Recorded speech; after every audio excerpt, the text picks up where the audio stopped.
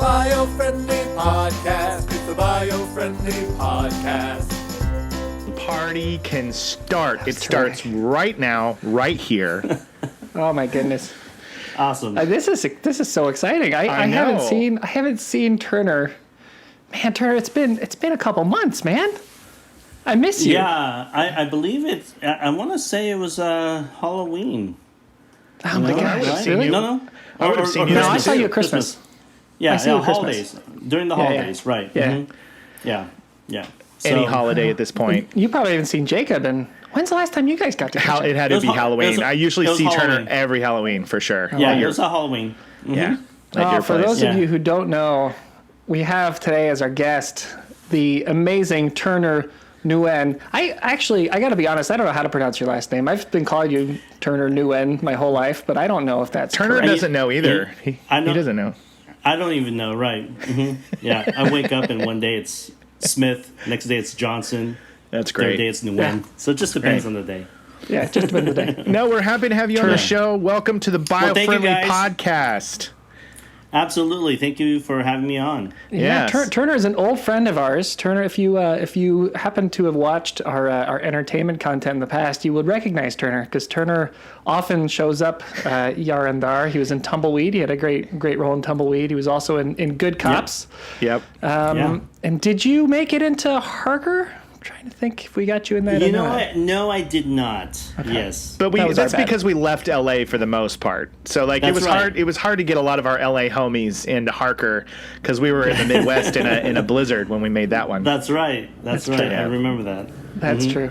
Yeah, but Turner is a playwright, a terrific, talented playwright. He's written and directed many plays that I've been honored enough to be part of. As is my wife and many other people across Los Angeles. And as with the rest of us who get into this crazy entertainment business, Turner is also has another interesting specialty that relates to the environment. And I'm very excited to have him on today.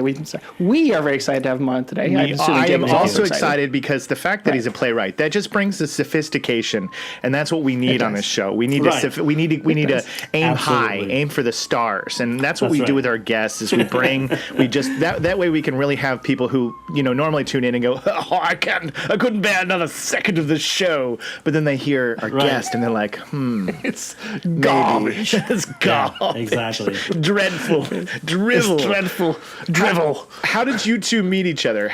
Was it in theater, in acting? Is that the... Yeah, it was actually. I was doing a show out in LA, and then, which I casted Noel's wife, Talia, in. And smart choice. You always got to go to the better. You always got to go to the better one first. The more talented goes. The more talented. And so she was casted in one of our shows, and from there, Noel came and supported one of our shows, and the rest is history. The rest. We became good friends, and started working together, and it's been fantastic. Yeah. So, man, it's been a wild ride, man. Our kids have the same name. That's how close we are. Right. Yeah. Mm-hmm. Yeah. I have a son named Jaden. And I have a daughter named Jaden. Exactly. And that was unplanned. Yeah. And what I love about it too is it was awesome. It was accidental. Noel has a son named Owen, and I have a son named Nguyen. So we like to just get real close on the naming there. It's great. We are. Yeah. I'm starting to feel like I'm not original, but that's not fair. That's not true. Because to be fair, Kelly, Turner's wife, and Talia, my wife, they were pregnant at the same time. Our children were they had bellies at the same time. We weren't telling anybody names because we didn't. None of us were revealing names. Yeah. And so then it came, and then finally came. The babies were born, and we were doing the names, and it was like, whoa. You're naming your kid Jaden? Yeah. Awesome. Well, the same thing happened with our Owen and Ewan too. It was just a complete coincidence, and they were pregnant at close to the same time. Yep. So I love it. Yeah. So. They just great minds think alike. But beyond that, Turner has been in the food service industry in management for a long time. As long as I've known you, I think, right? I mean, yes, I've been in the food service industry for about 30 years a long time. But in management, about 20 years. Wow! And so I've been a part of every possible concept, from full service to quick service to fast casual. So, I've been part of that industry, that movement for a long time. All of it based here in the LA, Southern California area too. Yeah, I mean, very cool. As part of getting Turner on, because he works for real brands, not Sure. like the fake ones. Sure, he works for big companies. Right. We have to put this giant disclaimer that I'll probably keep repeating, because it's the only way we can get him on the show, right? And the giant disclaimer is, Let's hear the giant disclaimer. Turner's opinions are his own. He is not going to. We're not going to talk about any specific company that he has worked for, so that we don't make any specific company feel like they have to now back up his statements, because we're trying to get as honest an interview as possible, and we're trying to get as much out of him as possible. So we're not going to tell you where he works, what he has. We're just not getting into any of it. You're just going to have to trust that because he's Jacob, my friend, that he is who we say he is. This feels spy. This feels so great. Like, I kind of feel like Turner should be just a silhouette of a head, and then we distort his voice, and he's like, let me tell you the next thing about like this. Yeah. Let me tell you about this one company that I work for. That's great. And obviously, Turner, if there's stuff that you feel like that you just can't talk about because it gets you in trouble, or it could potentially get you in trouble, then don't talk about it. That's fine. Absolutely. Thank you. We're going to be broad, and we're going to be general, and we know that these are your opinions and not the opinions of any of the many gigantic food chains. Yes. This message was endorsed by the Biofriendly Podcast. Cool. So welcome. Right. Exactly. Awesome. So Turner, there's an interesting thing happening nowadays, and that is that the message of being green and going green has kind of filtered its way into the food service community, into like all of it, and it's becoming a button. And I wanted to know just today what you're finding you have to do now more than you did before in order to sort of help the planet and think about the planet now in running these stores. Well, what's really interesting is that when it comes to food and food service, sustainability has been around for a long time, but it has never really taken control as a form of really trying to make it work on all levels. There's been a lot of like, for instance, in the last decade, farm to table is something that I think that we've all heard that term quite, Oh, definitely. Readily. And and farm to table is actually, it's been around for a long time. You get chefs like, Thomas Keller, who've been doing it for, years and years. But over the course of the last decade, we're seeing more and more of it. And a lot of that is just from the idea that people seem to want more control of what's being put on their plate, when it comes to food service. And with that, a lot of it is smaller structures are being created. So instead of thinking of it as one big giant thing where it's like, we're pulling from here, a lot of chefs, a lot of entrepreneurs, a lot of food service minds are starting to think smaller. Like, how can I get something on the plate that allows me to control it, that allows me to have impact over it, as opposed to how I grow it, what I put, the energies I put into it, the water I used, and all that stuff. So it's certainly, it's definitely taking flight. It's been more prevalent in the last, probably, like I said, 5-6 years, but it's growing. For sure. And we're going to see more and more of it. Yeah, that's cool. I mean, it's interesting because I've always thought that going green, if you do it right, could be more efficient than not. And when you talk about food, I mean, farm to table, it seems not just more sustainable for the environment, but more sustainable for the business, because you're getting fresh food from the farm that you're sourcing specifically for your needs, right? Yeah, and it allows you to have more control over it. The quality control, I guess, aspect of it, definitely, because, you're really kind of cultivating, this product from the beginning to the very end, as opposed to just simply, getting it delivered to you, from some mass farm somewhere else. So, but yeah, it's definitely growing. And, I think it's really harder for larger companies to kind of capture the sustainability approach, just because being sustainable requires a lot of energy and it requires a lot of money, when you're converting how you, conduct a business and all that stuff. So it's a slow process, but it's certainly getting there. I can speak, there are some companies out there that are doing a lot more now than they were 5 years ago. For instance, just using more renewable materials, even like a coffee cup. There's ways to get that to be much more sustainable. I think that's kind of like the next phase, as you're seeing, less plastic, more renewable, materials, in the everyday things that we use in the food service industry. Yeah, we've hit as you may have heard, Turner, I think you've listened to a few of these podcasts now and again, being a supportive friend as you are, that we've hit the coffee industry as an example, pretty hard in the past for not doing enough and not being more sustainable. Although I've read recently that companies like Starbucks and Coffee Bean and Pete's are doing more are doing more. Do you have any insight on what's going on in that area? Yeah, a lot of it is just like the little things, like for instance, the reduction of using straws, right? That's obviously something that we're all very familiar with, especially living in this in Southern California, and a lot of it is okay. Well, then what's the next step? The next logical step is, creating strawless lids, for our consumers who are able to drink their drinks and whatnot, and all those things are they're happening.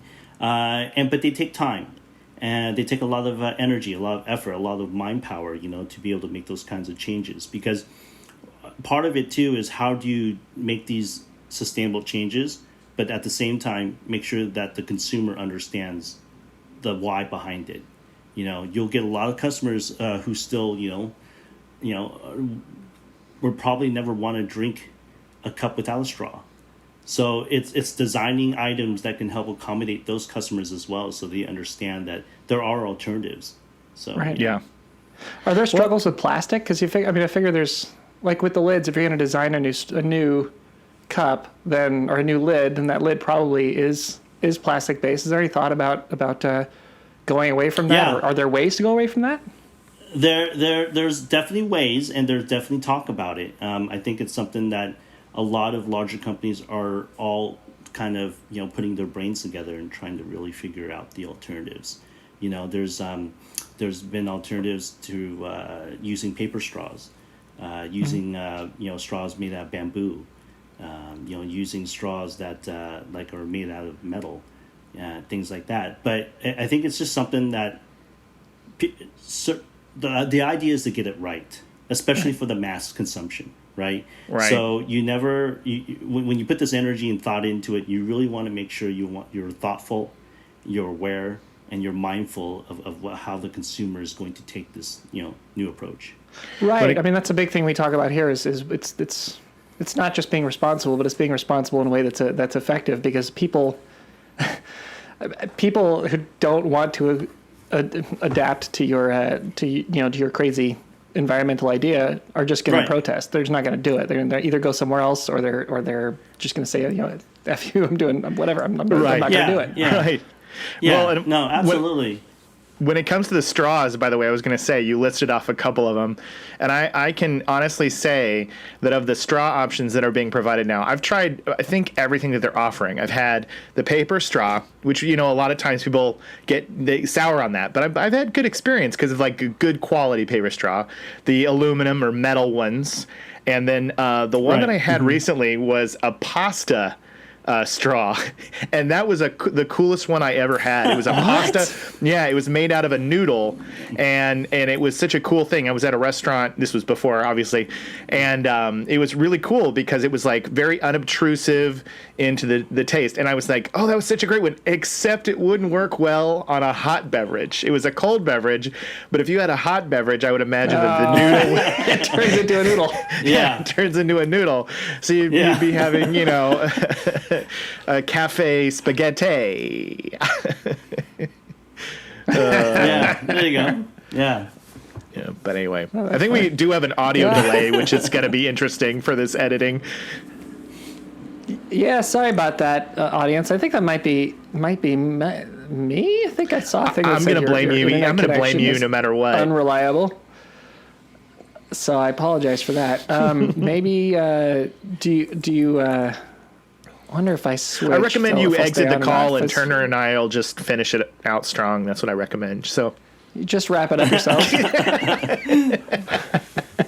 Just kidding. Anyway, Turner, I loved hearing.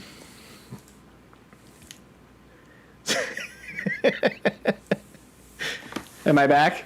I think so. Did I disappear? Right. Yeah, you're there. I disappeared for a second, didn't I? See, that's how we do it here at the Biofriendly Podcast. This is how we do come it. Back. We have delays.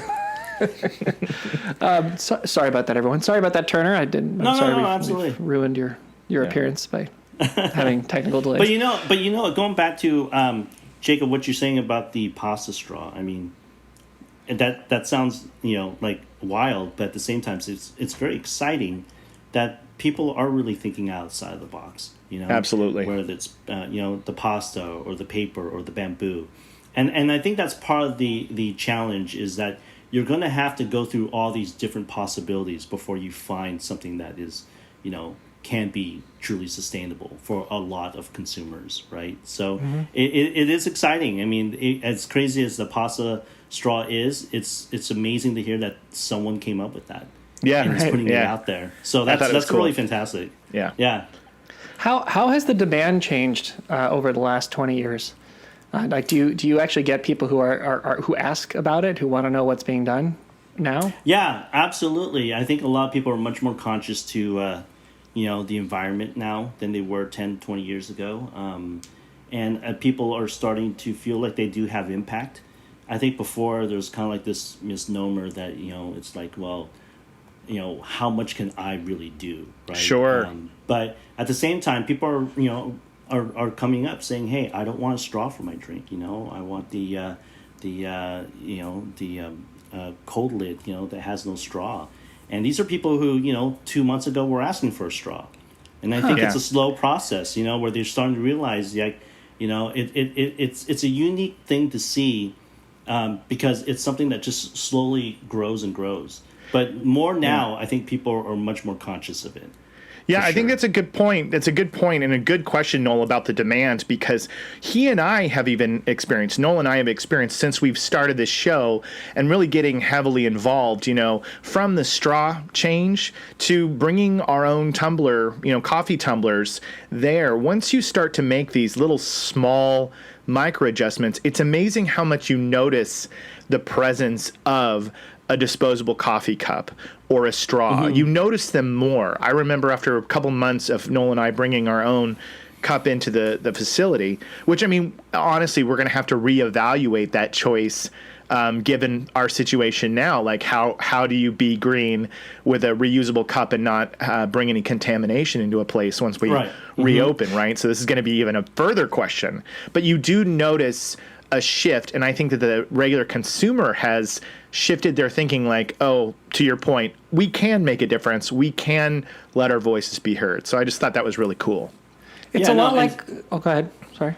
Oh, no. Speaking of that, that's absolutely true. I mean, I've seen in my industry more and more reusable cups come through, the business, and people are much more conscious of it. And it's great because then also I look at, too, I mean, even from a sales point of view, we see an incredible sales shift when it comes to people buying more reusable, glassware, plasticware, and they're flying off the shelves. So obviously there's a demand for it, and people are much more conscious for it. So yeah, it's interesting.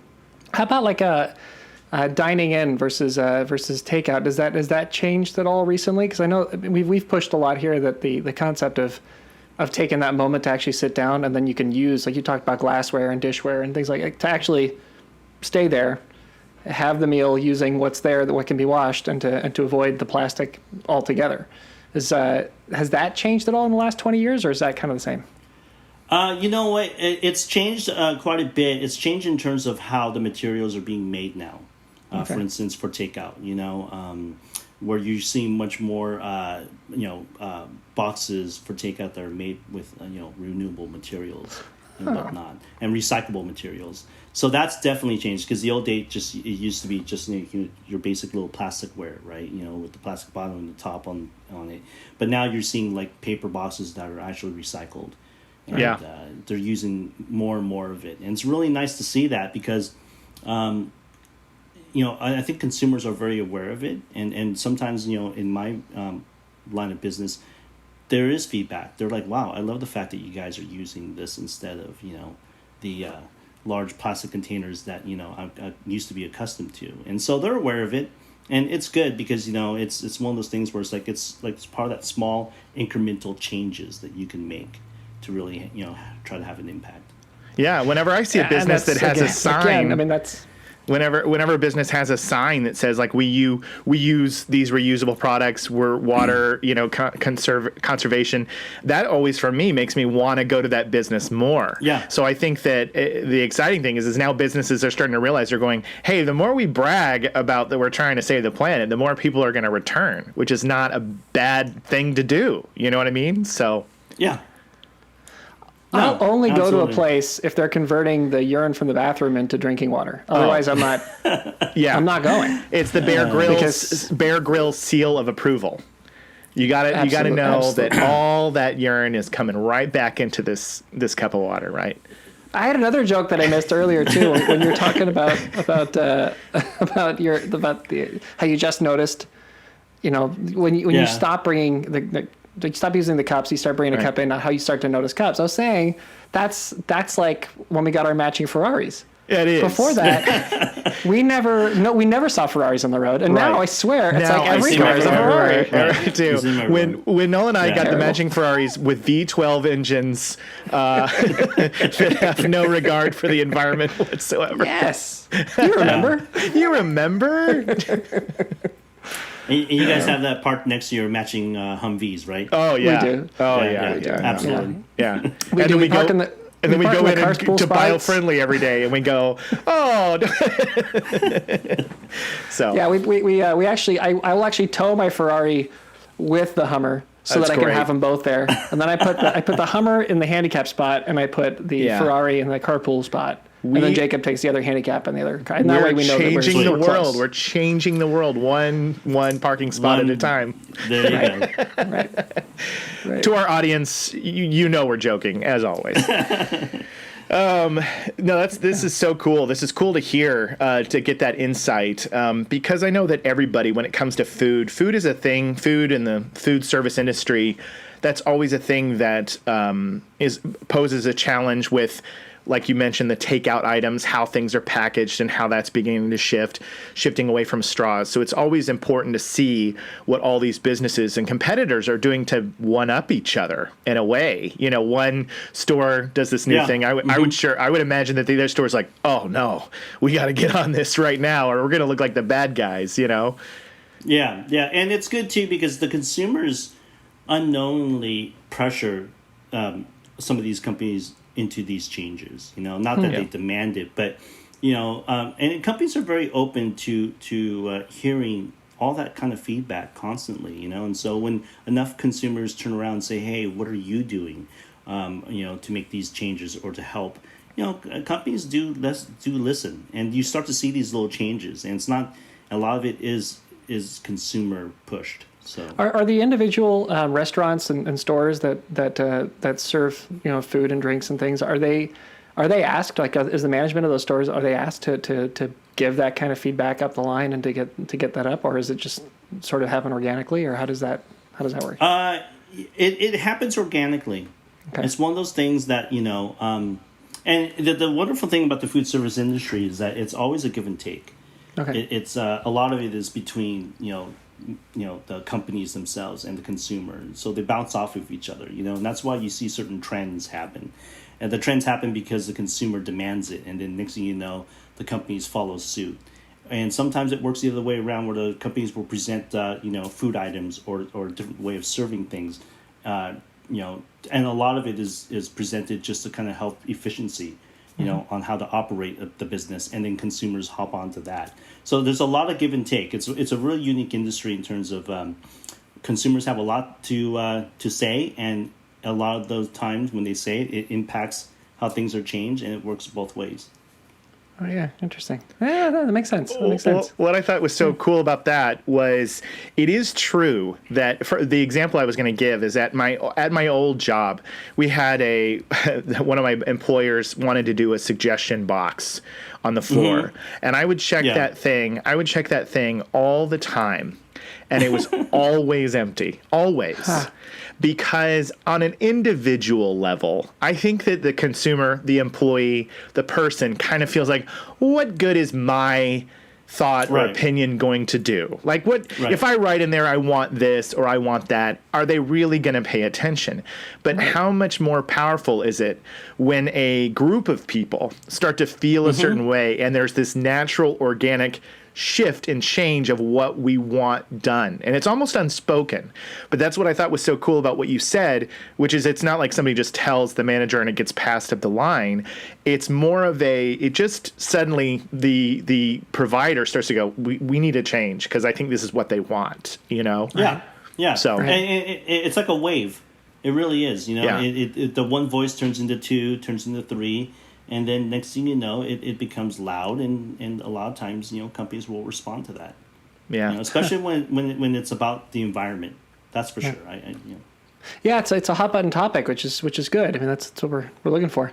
The challenge that we often run into at Biofriendly is making sure that the solutions aren't worse than the original problem. You know what I mean? Like it's a lot of time there's a lot of times you come up with something that you think is going to be great and is going to work, and it's funny when you dig into them. A lot of the times you go like, okay, I think it's better, and then you most of the time it is better, but then you're like, okay, but there's something coming. There's another disaster on the horizon that we have to start to look at and prepare for. So it's fascinating, and I imagine that it's probably similar in the food business. I mean, it's like you. It is, and you know what's really interesting too is that a lot of the sustainable changes when it comes to being environmentally friendly is actually a lot of things. A lot of it you don't see, like when you walk into a restaurant. A lot of it is logistics, right? Like for instance, I believe it's a little less than 50%, maybe 45% of the wood used is just for logistical use in terms of moving things in this country. So certain food companies are now looking at, okay, well, how do we reduce the use of wood for our pallets and moving large, supplies without having to go down that road. So a lot of the things that you see, you don't really hear about it, but they do exist because it's not directly in the dining room all the time. That is so funny because that's brilliant. I've never even thought about that. Yeah. So for those of you who are listeners to the audience that have never spent time in a factory before, you don't move stuff, just one box at a time. You load the stuff onto a wooden pallet. It's called a pallet, and it's basically just a little stand that you can drive a forklift under so that you can pick up a bunch of stuff, put it on a truck, move it, take it off with the forklift, and drop it. And there are... I mean, there's millions of those. There really are. There are millions of pallets being used every day across the country to move items. Majority of those pallets are made of wood. And majority of the wood used in this country when it comes to, like hardware, it is for pallets. And it is for logistical uses. And so there's a lot of companies out there who are now looking at, like, how can we change that? How can we stop using wood and maybe use something a little bit more efficient? Maybe like pasta. We could make pasta pallets. Pasta pallets. Yeah. But to Noel's point, that creates a different problem because then we have the great pasta shortage of 2025, right? Like we made everything out of pasta. Worse? Now you can't even go to spaghetti factory anymore. And what happens when all the acid rain falls out of the sky? Heats up the pasta pallets, and then everything just... And then it's cloudy with a chance of meatballs right there. And you get a warehouse full of guys trying to wrestle pasta noodles. That's Yeah, exactly. All of my boxes are a pasta. Anyway, it's funny. You would never think that you are saving trees and reducing carbon emissions by changing logistics because of pallets. I mean, that's such a great find. That's a really awesome point. I agree. That's a big one that I had never thought about either. The pallets. What a major dramatic shift that the regular public doesn't probably encounter at all. You'd have to be in that business and in manufacturing and warehousing. So very cool. Very cool. Well, I mean, I think the pasta solution will solve that, so that's good. I'm glad we got that sorted out. I'm already on it. I've been trying to pitch this biofriendly pasta for months. That's such a hilarious visual because it would just get crushed. Like it's just putting down on the pallet and it just goes. It just flattens. You're making me rethink my business plan. I love it so much. Yeah. So while we got you, Turner, it's time to turn to the bummer run. Unfortunately, we have a during the coronavirus pandemic, we have a kind of a bummer run period of the show that we have going on. And for today's bummer run, what we'd like to have you discuss is how do you expect COVID to affect food service long term? Wow. That's actually hard-hitting questions on this podcast. Yeah. Well, I'll tell you what, that's something that is very much in discussion with what I do right now. Okay. Because that's I think what you're going to see is you're going to see an incredible shift in how the public is going to use the food service industry. And I think the whole idea of social distancing is going to be around for a while. I mean, I personally can't say how long, but I think that's part of the safety and the concern that a lot of consumers have when a lot of this is going to allow people to go back out and eat. Right. When they sit down, do they want to sit in a crowded restaurant anymore? Do they want to be 2 feet, 1 foot away from someone? I think a lot of that is going to change. I think it's going to change until we all feel comfortable as a society that there is either a vaccine or really incredible safety measures put in to protect everyone's health. But you are going to see it. But what the interesting thing about this whole COVID-19 thing has actually uncovered and unknowingly is that it has actually thrown the food industry upside down and really forced the industry to face takeout. I know to a lot of us, takeout is just takeout, but takeout is actually another channel within the food industry and how they can operate. And I think this whole situation has really made people realize, takeout was always a small part of the business, but now it's become literally everything in the last month. And I think a lot of companies are going to seize on that and really try to make takeout or delivery or curbside pickup a really big part of how they do business moving forward, to help to help offset the possibility that a lot of consumers won't be coming back to sit down in their restaurants. That's fascinating. Yeah. Wow.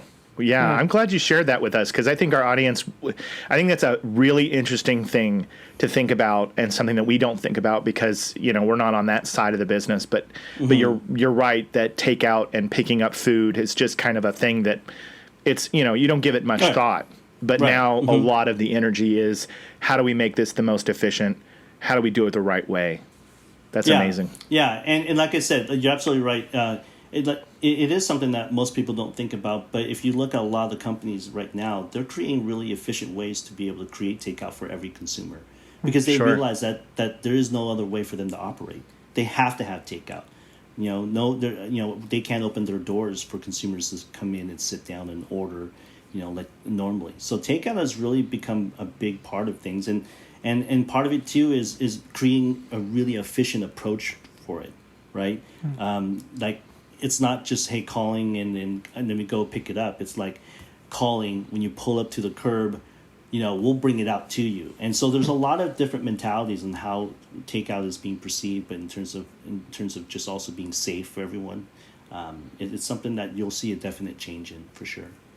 Is there one thing that is changed the most, like in the actual preparation or what's involved in that because of COVID, like just during this sort of time? Is there one thing that you can point to that's been a kind of a fascinating change in how you operate? You know what? Not necessarily, but I do know that when it comes to takeout, I think any company you have a greater control of making it safe for the consumer. If a company is doing everything that it is asked to do, wearing a mask, wearing gloves, doing the correct sanitation, cleaning, or really being mindful of those things, takeout, I think, can actually be, I don't want to say safer than eating at the restaurant, but Right. but there's a lot of care put into it, So I think that's something that I've noticed on a micro level that is a little bit different. Yeah, because when you dine in, food changes hands more times. Constantly, right. Mm-hmm. When you're in a restaurant, it's going to be passed from person to person. It's going to have to make its way through. So that's that's true. Yeah, that's true. Yeah. That's fascinating. Well, it's funny because I was talking earlier today, and so many businesses are doing things that are unorthodox and out of the box to keep the business. And there's a certain theme park, massive theme park, that he was telling me is giving away their churro recipe online because they're just like, hey, we want you to know how we make our churros, and it's like, really, you're gonna let me know how you do that, So I thought that was fascinating. That absolutely, we're probably going to see a lot of big name, big brand companies that really want you to remember that they were the best, and they're going to be like, well, you wanted to know how we did that little thing? Well, here you go. So it'll be cool to see. Yeah.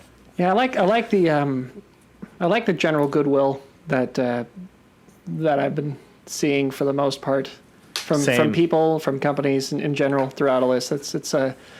It's interesting that disasters tend to bring this out of people, but they do. It's we're I don't know. It's basically kind of like when you're with your family, right? Like with your siblings growing up, how you fight like mad. My brother and I would just fight to no end, except when it was them against us, and then I had no better companion. Right? There's no better person on my side. It's like I may have been calling them terrible things a minute ago, but now we're on the same team. But if you're talking about that, no, that's my brother.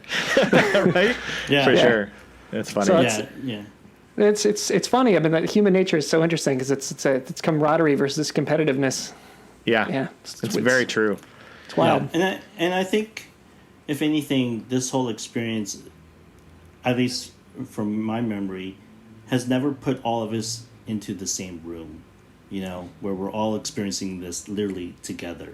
Yeah. Not like as if, I'm not immune to it, my neighbor's not immune to it, or we know someone who, has recently maybe become unemployed by it, or we know someone who's, a high risk. I mean, this is like the most shared experience that I can think of that as a society we've all been a part of. Yeah. And I think that's going back to what Noel was saying, is that when you get in a situation like this, there is no me versus them. This is just us now, and how do we get through this together? Yeah. So, I love that. Right. It's us now. It's us now, Jacob. It's us now. Does that go into tag? Right? Do we tag it? Is it us now? It's us now. I think that goes in the tags. It's just you guys, now driving your Lamborghinis. That's That's just us now in our Lamborghinis being towed. We have Lamborghinis also. By our That's a V12 Jaguar. Well, we are actually at the end of the show, but I wanted to say that was not a bad bummer run at all. I thought that of our bummer runs, I thought that was a pretty. It like went and then it dipped up and it inspired and They usually do, I think, but because we don't like to stay sad, but it's like we sort of have to. You can't ignore the elephant in the room, It's like it's COVID is here, so we gotta talk about it a little bit. Yeah. That was Turner. You're good at this, man. You're real good. You should come back on the show. Thank you guys at any time. Yeah. Is there any closing thoughts or things that you had before we get to the farewells of the show? When we took you, as an example, when we took you to the desert for a week in 100 degrees to shoot a Western, what was the moment that stuck out in your mind the most? Let's see. During that whole experience? Yeah. Oh my gosh. It was probably when we were all in our costumes. Yes. And I looked around and I said, wow, we're all dressed up, to the nines in this Western, garb. And I was blown away and I was like, this is just amazing. I'm out in the desert dressed up as a cowboy. It's fantastic. Yeah. I mean, really. That was fun, wasn't it? Sleeping on the roof of the mercantile. Yeah. It was a period in our lives that I'll never forget, and I too, similar to that, remember looking at all of us and looking at my clothes and just being like, I can't believe this is my reality right now. Just get up every day, put on a hat and my boots, and It's like we are in the Wild West. Yeah, it was the best. Oh, Turner, you're a great guest. We are so glad you joined us. Yeah. You're going to stick around while we do our tags. This is the most fun part. You get to watch us go through and try to remember all our terrible, awkward phrases that we can't remember. Awesome. All right. So, Noel, you want to kick us off? Sure. The Biofriendly Podcast, your beacon of light in a gloomy environment. Greater parasympathetic nerve activity. Featuring it. Featuring. That's right. Featuring greater parasympathetic nerve activity. Not just charismatic megafauna. Nature is perfect. Look at eggs. It's us now. And dolphins don't quit. Dolphins don't quit.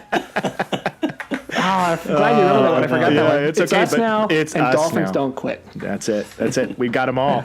All right, guys. Well, thanks for joining us this thank you. week. Thank you, Turner. Absolutely. Thank you all for you guys. listening. Yeah. Tell your Bet. friends. Tell your friends. Spread the word. I definitely will. Okay. Yeah. All right. Yeah. Talk to you guys Thank you next guys. time. Okay. Bye-bye. Bye.